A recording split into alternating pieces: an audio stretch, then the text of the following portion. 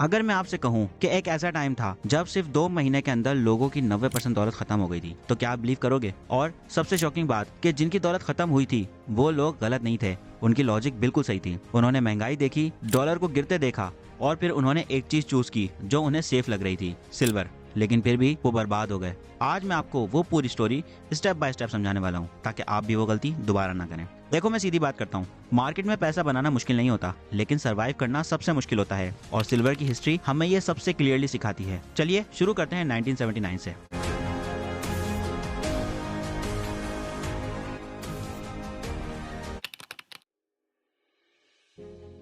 جنوری 1979، اس وقت سلور کی پرائس تھی صرف $6 پر آؤنس۔ کوئی ہائپ نہیں، کوئی یوٹیوب ایکسپرٹ نہیں، کوئی ٹویٹر تھریڈز نہیں، بس ایک خاموش سی مارکیٹ۔ لیکن اس ٹائم دنیا میں ایک بہت بڑا چینج ہو رہا تھا، انفلیشن۔ 1970s میں انفلیشن 13 سے 14% تک پہنچ چکی تھی، اور 1971 میں یو ایس نے ڈالر کو گولڈ سے الگ کر دیا تھا، یعنی گولڈ بیکنگ ہٹا دی گئی تھی۔ اب سوچیں، جب ایک کرنسی کا گولڈ سے کنیکشن ہی ٹوٹ جائے تو لوگوں کا ٹرسٹ ہلتا ہے یا نہیں؟ کمنٹ میں ضرور بتائیے گا۔ میرے حساب سے تو بالکل ہلتا ہے، اور جب ٹرسٹ ہلتا ہے لوگ ریئل ایسٹس کی طرف بھاگتے ہیں۔ اب آپ کے ریئل ایسٹس کیا ہیں؟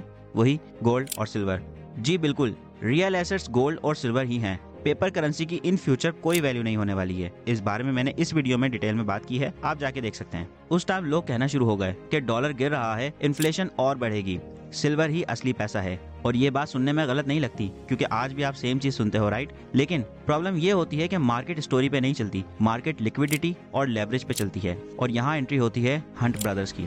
ہنٹ برادرز امریکہ کے سب سے امیر آئل بلینئرز کے بیٹے تھے، نیلسن بنکر، ولیم ہربرٹ اور لیمر ہنٹ۔ انہوں نے ڈیسائیڈ کیا کہ وہ سلور مارکیٹ کو کنٹرول کریں گے، اور انہوں نے چھوٹا موٹا بیٹ نہیں لگایا، انہوں نے تقریباً 100 ملین آؤنس یعنی 28,34,952 کلو سلور خرید لیا۔ اب آپ امیجن کریں کہ کتنا سلور ہوگا، اور یہ سلور دنیا کے ٹوٹل سپلائی کا 30 سے 35% بنتا تھا۔ ایک طرح سے مارکیٹ کا بہت ہی زیادہ بڑا حصہ جو ان کے کنٹرول میں آ گیا تھا۔ لیکن پھر وہی بات کہ مارکیٹ اسٹوری پہ نہیں چلتی، مارکیٹ لکویڈیٹی اور لیوریج پہ چلتی ہے۔ اب لیوریج کا آسان مطلب ہے کہ ادھار کے پیسوں سے بڑی گیم کھیلنا۔ ٹریڈنگ میں اس کا استعمال تب ہوتا ہے جب آپ کے پاس تھوڑے پیسے ہوں، لیکن آپ بینک یا بروکر سے ادھار لے کر بہت بڑی مقدار میں سونا، چاندی یا شیئرز خریدتے ہیں تاکہ منافع بھی بڑا ہو۔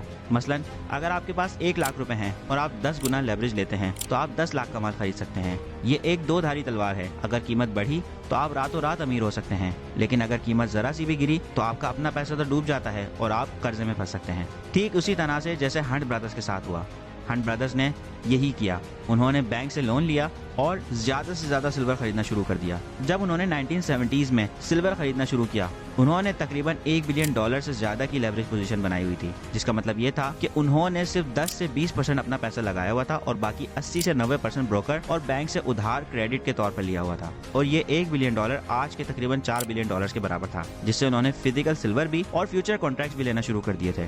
مارکیٹ ان کے کنٹرول میں آتی گئی اور پرائس راکٹ کی طرح اوپر جانے لگے، اور جنوری 17، 1980 میں سلور کی پرائس پہنچ گئی $49 سے $50 پر آؤنس۔ اب سوچئے صرف ایک سال میں $6 سے $50، آلموسٹ 8 ٹائمز ریٹرن۔ اور اس پوائنٹ پر سب لوگ کنونس تھے کہ یہ تو بس شروعات ہے، ابھی تو سلور اور اوپر جائے گا۔ اور یہی سب سے ڈینجرس مومنٹ ہوتا ہے جب سب کو لگتا ہے کہ رسک ختم ہو گیا ہے، لیکن ریالٹی ڈیفرنٹ ہوتی ہے۔ اس $50 پیک کے بعد سلور گرنا شروع ہو گیا۔ صرف 17 جنوری 1980 سے مارچ 26، 1980 تک پرائس گر کے $21 پر آؤنس پر آ گئی۔ لوگوں کو لگا کہ یہ مارکیٹ کا ڈپ ہے، سلور اور بائی کرو، یہ مزید اور اوپر جائے گا، لیکن انہیں نہیں پتا تھا کہ اصلی کریش ابھی آنا باقی ہے۔ پھر آیا مارچ 27، 1980، اس کے ٹھیک ایک دن بعد، اور اس دن کو ہسٹری میں کہتے ہیں silver Thursday crash. Stock exchanges نے ایک بڑا ڈیسیجن لیا، انہوں نے رولز چینج کر دیے اور مارجن ٹریڈنگ بند کر دی۔ انہوں نے صرف کیش الاؤٹ کر دیا۔ اب اس کا مطلب کیا تھا کہ جو لوگ لیوریج کے اوپر کھڑے تھے ان کے پاس ایکچوئل کیش تو تھا نہیں، تو انہیں ٹریڈ میں زبردستی اپنی پوزیشن بیچنی پڑی، جسے کہتے ہیں فورسڈ سیلنگ۔ اور جب فورسڈ سیلنگ ہوتی ہے تو مارکیٹ کولیپس ہو جاتی ہے۔ صرف ایک دن میں سلور $21 سے سیدھا $10 پر آ گیا، یعنی کہ 50% کریش ایک ہی دن میں۔ سوچو اگر آپ نے لائف سیونگ لگائی ہوتی تو اس دن کیا حال ہوتا۔ اور یہ کریش یہی نہیں رکا، 1982 تک سلور واپس $5 سے $6 پر آؤنس پر واپس آ گیا، مطلب پیک $50 سے 90% وائپ آؤٹ۔ ہنٹ برادرز کو $1 سے $2 بلین کا لاس ہوا، جو آج کے ٹائم پہ $10 سے $8 بلین بنتے ہیں۔ اور عام لوگ جو سلور سے امیر بننا چاہتے تھے وہ قرض میں ڈوب گئے، اور یہاں سے ہنٹ برادرز کی زندگی بالکل بدل گئی۔ انہیں اپنا قرضہ اتارنے کے لیے بینک سے مزید $1.1 بلین کا ایمرجنسی لون لینا پڑا، جس لون کے بدلے انہوں نے اپنی فیملی کی قیمتی پلیسڈ آئل کمپنی اور زیادتی جائیداد گروی رکھ دی۔ اتنے بڑے نقصان اور قرضے کے بوجھ کی وجہ سے آخرکار نیلسن بنکر اور ولیم ہربرٹ ہنٹ نے بینکرپسی فائل کر دی۔ یہ اس وقت کی امریکن تاریخ کی سب سے بڑی پرسنل بینکرپسیز میں سے ایک تھی اور 1989 میں ایک جیوری نے انہیں مارکیٹ مینیپولیشن کا مجرم قرار دیا۔ ان پر $134 ملین کا جرمانہ لگا اور انہیں ہمیشہ کے لیے کموڈیٹیز مارکیٹ میں ٹریڈنگ کرنے سے بین کر دیا گیا۔ انہیں اپنی قیمتی چیزیں بیچنی پڑی، جن میں ہزاروں ایکڑ زمینیں، 500 سے زیادہ ریس ہارسز، قیمتی پینٹنگز اور یہاں تک کہ ان کا سلور کلیکشن بھی شامل تھا تاکہ قرضہ چکایا جا سکے۔ اس فائنینشیل تباہی کی وجہ سے ہنٹ فیملیز کے باقی ممبرز کے ساتھ ان کے تعلقات خراب ہو گئے اور ان کا پرانا آئل امپائر ٹکڑوں میں بڑھ گیا۔ لیکن ان سب کے باوجود لیمر ہنٹ نے اپنا سپورٹس بزنس کانساس سٹی چیف بچا لیا، جو آج بھی ان کی فیملی کی پہچان ہے۔ اب اس انسیڈنٹ کے بعد لوگوں نے کہا کہ یہ سب پرانی بات ہے، اب ایسا دوبارہ نہیں ہوگا، لیکن ہسٹری ریپیٹ ہوتی ہے۔ 2008 فائنینشیل کرائسس کے بعد ایک نئی سٹوری آئی، کوانٹیٹیو ایزنگ۔ سمپل ورڈز میں سینٹرل بینک نے نیا پیسہ پرنٹ کرنا شروع کیا۔ 2008 سے پہلے US بیلنس شیٹ $900 بلین کی تھی۔ اس کا مطلب تھا کہ انہوں نے $900 بلین مارکیٹ میں سرکولیشن کے لیے چھوڑے ہوئے تھے۔ سینٹرل بینک نے پرنٹنگ پریسز آن کر دی، انہوں نے ٹریلینز آف ڈالر پرنٹ کر کے بینک سے ان کے خراب ایسٹس خرید لیے تاکہ مارکیٹ نہ ڈوبے، اور 2014 تک یہ $4.5 ٹریلین ہو گئی، مطلب $3.6 ٹریلین نیا پیسہ مارکیٹ میں پھینکا گیا۔ پھر سے لوگ کہنے لگے کہ ڈالر گر رہا ہے، انفلیشن آئے گی اور سلور اوپر جائے گا، اور پھر وہی ہوا۔ 2008 میں سلور $9 پر آؤنس تھا اور 2011 تک $49، پھر سے سیم پیک، اور پھر کچھ ویک میں 49 سے سیدھا 35 اور کچھ ہفتوں میں 35 سے سیدھا $26 اور گراوٹ، اور 2013 تک $18 سے $19، مطلب تقریباً 70% کریش۔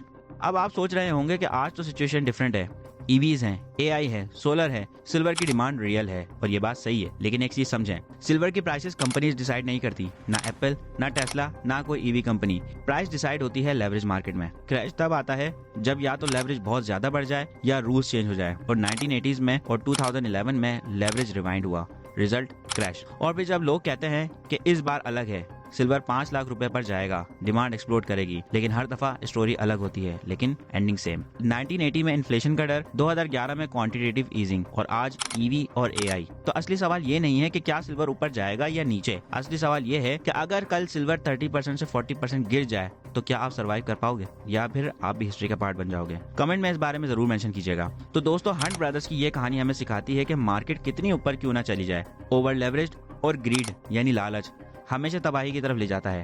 انہوں نے چاندی کو کارنر کرنے کی کوشش کی، لیکن وقت اور ریگولیٹرز نے انہیں ہی کارنر کر دیا۔ آج کی ڈیجیٹل اکانومی میں جہاں federal reserve trillions of dollar print کر رہا ہے، کیا آپ کو لگتا ہے کہ کوئی نیا ہنٹ برادر پیدا ہو سکتا ہے جو بٹ کوائن یا گولڈ کو کارنر کر سکے؟ اپنی رائے نیچے کمنٹ میں ضرور مینشن کیجیے گا۔ اگر آپ کو سلور کی یہ فائنینشیل اسٹوری پسند آئی ہو تو اس ویڈیو کو لائک کریں اور اپنے دوستوں کے ساتھ شیئر کریں جو ٹریڈنگ میں دلچسپی رکھتے ہیں، اور ایسی ہی مزید انٹرسٹنگ فائنینشیل اسٹوریز اور منی پرنٹنگ کی حقیقت جاننے کے لیے ہمارے چینل کو سبسکرائب کریں۔ سی you in the next video.